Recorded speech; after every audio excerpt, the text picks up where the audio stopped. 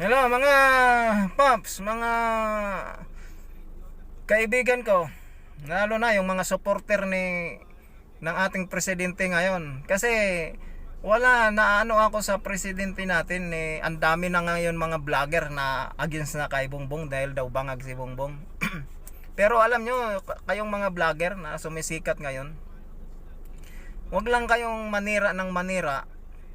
Hindi naman totoo, hindi naman masama ang magsalita sa media kung talagang confirm na totoo.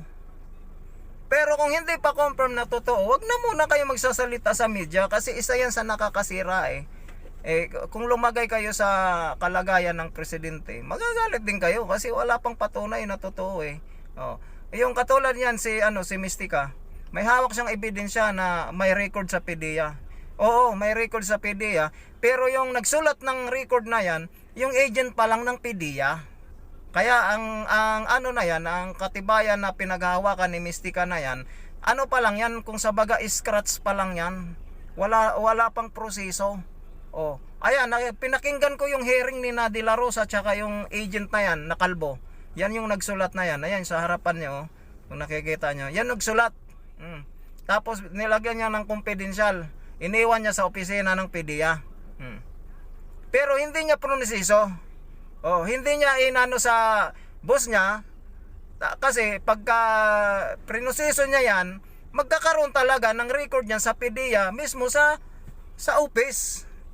Sa office ng PDEA na alam ng mga ng nakakataas sa kanya, alam ng piskalya, alam ng judge. Walang record Kasi kaya walang record kasi hindi niya nga proseso para mapatunayan na nagdadrugs nga yung presidente natin. Ngayon, sino ngayon yung nagiging mukhang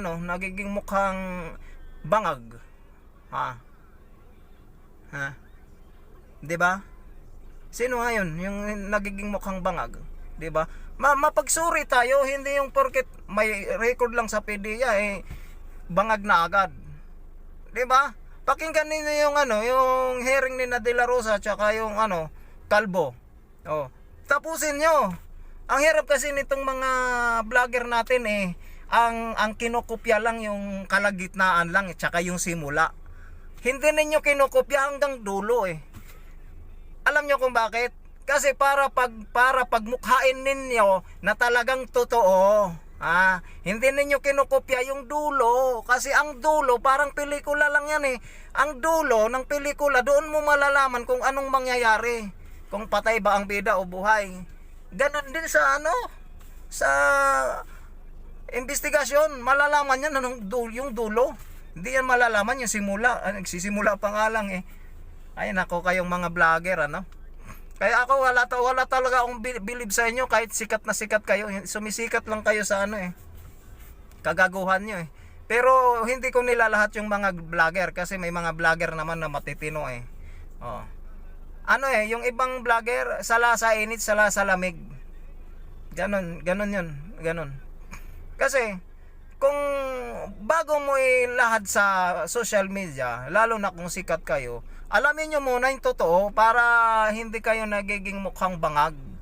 Kasi kung ganon kayo, sino yung mukhang mas bangag? 'Di ba? Porket ba yung presidente natin nagsasalita na gumaganon yung bibig nagdadrugs na? May mga drug addict din naman na matino magsalita Paano natin ngayon? Paano yan ngayon?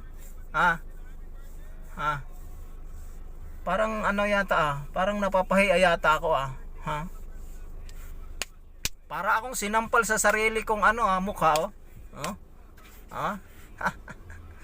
kaya mga BBM supporters tayo hanggang huli. Hanggat din nila napapatunayan ang kanilang paninira na yon. 'Di ba? BBM lang tayo hanggat lumakas ang ating bansa. Ganon sila, ganon tayo, ganon sila.